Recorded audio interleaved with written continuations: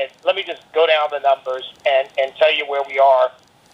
This conference opened up with some preliminary speakers, among whom was Franklin Graham. And Franklin Graham made this point, and it's a powerful one. There will never be a perfect candidate, as much as we might hope to find one. There will never be a perfect candidate. In fact, he said, look, I'm a sinner. We all are. We all fall short of the glory of God. He said we don't get to choose between perfect evil and perfect good. We get to choose people who we believe are at least inclined to, open to, have the possibility of doing what is best for our country. And he made quite clear that one candidate offers absolutely no hope, Hillary Clinton, and another candidate offers a tremendous amount of hope, Donald Trump. We heard the same thing from Jerry Falwell Jr. Jerry Falwell Jr. attested to the fact that, and there's something behind this that's not entirely clear, but he attested to the fact that Donald Trump's support for the Christian and evangelical community long predates his campaign. That he really believes that Donald Trump is a man who has the best interest of Christians at heart, and that he is always going to do what is best for us.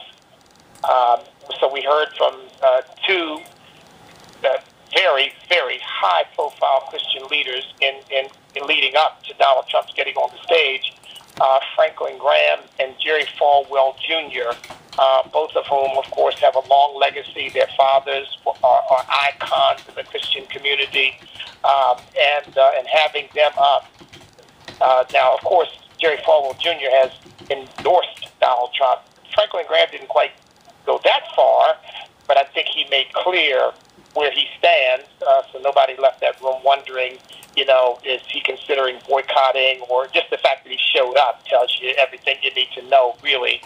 By the way, this meeting is being led by a group that you all are probably familiar with, but it's a low-profile group because they pretty much stay in the background. That's United in Purpose, UIP. Bill Dallas, a very good friend of mine, is the person who put all this together. And I'll tell you something, they have done a tremendous job. We got in here, Secret Service got us in pretty efficiently, got us all seated, and off we've been running. I did have an opportunity to, and so maybe I'll start there, to be with a smaller group in a meeting of the steering committee, Ben Carson.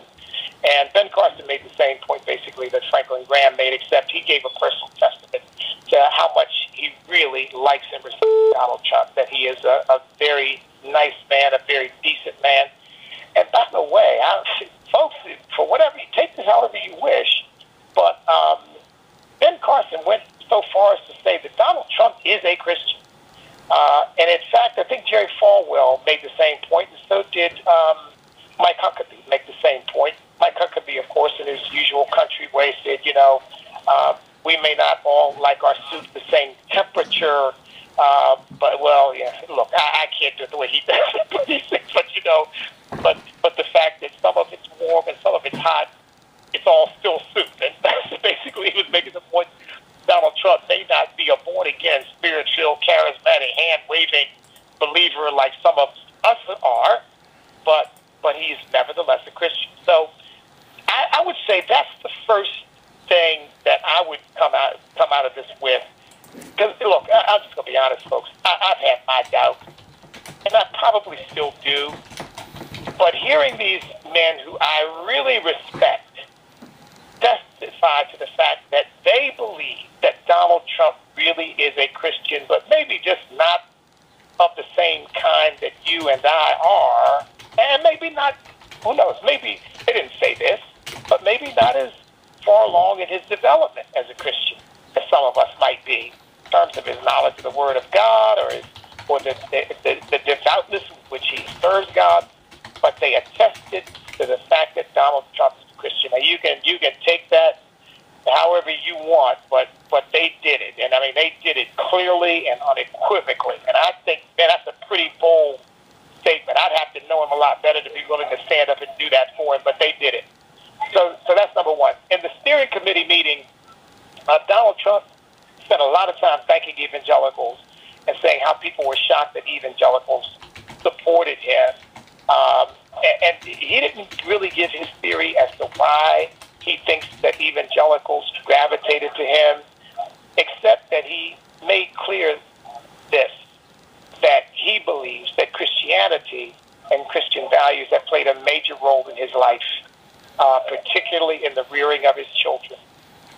That he said, I've raised my children with Christian values. I've raised them not to drink, not to smoke, and believe it or not, folks, not to curse, and to be responsible, to be hardworking, and so forth.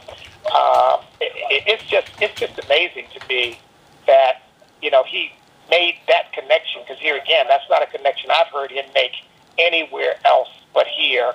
He said he thinks the success of his children is in large measure the result of the Christian values with which he's tried to raise them. And, you know, you think of the Donald Trump who owns casinos, and you say, and he's raised his children with Christian values. But look, folks, the proof is in the pudding. I mean, you know, Eric Trump is in the room there, you know, waving to everybody and supporting his dad. And you all have seen him on television. I mean, these kids are well-spoken. They seem to have their heads on straight. Their families are intact. They just seem to have it together. So you got to give the man credit for that. So I guess that's the first point I'd make. The second point I would make is that he was asked about, you know, the racial division, the violence in the inner city, sort of as one question.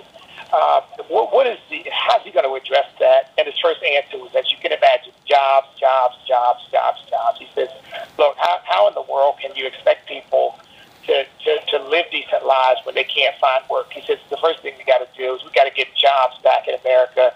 We got to get jobs, you know, really bubbling again in America, and make it possible for people to be gainfully employed, which includes, by the way, dealing with illegal immigration. It includes these bad trade deals that he believes that we've suffered under, all of this regulatory apparatus that the Obama administration has constructed.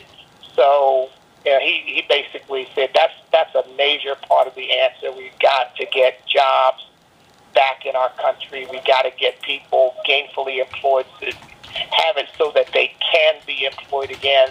But then he also spoke to the issue in his own inimitable way, by the way, because Donald Trump has a certain vocabulary. Oh, and by the way, let me just address one thing that he said during our steering committee meeting when he said, don't buy this political correctness. You got to pray for everybody. And I tweeted part of that video out, because I can't tweet out the whole video or the whole speech. But there are some people who said, Donald Trump says, don't pray for all your leaders, just only pray for him, or only pray for some. So, look, folks, I was in the room. Donald Trump acknowledged that we're supposed to pray for everybody. He acknowledged that. But what he was trying to say was, after that, he said, but, don't let political correctness stop you from realizing, okay, well, I got to pray for everybody. He said, you got to pray for this campaign. You got to pray for new leadership in this country. Basically, he didn't say quite the way I would say it, but he made clear, but we do have some specific prayers that we need to be praying right now. I don't disagree with that. And I've never interpreted anything he said as, don't pray for everybody, just pray for me. I mean, this is the idiocy that you get from the left. They want to try to twist and turn everything, but that is not what he said. I was in the room. I wasn't 15 feet from the man when he was talking about those issues. He was just basically saying, don't say, well, we're just praying for everybody. Because right now, we can pray for everybody, but we also got to get very specific about praying for a specific outcome in this election. So that's one thing. That's another thing.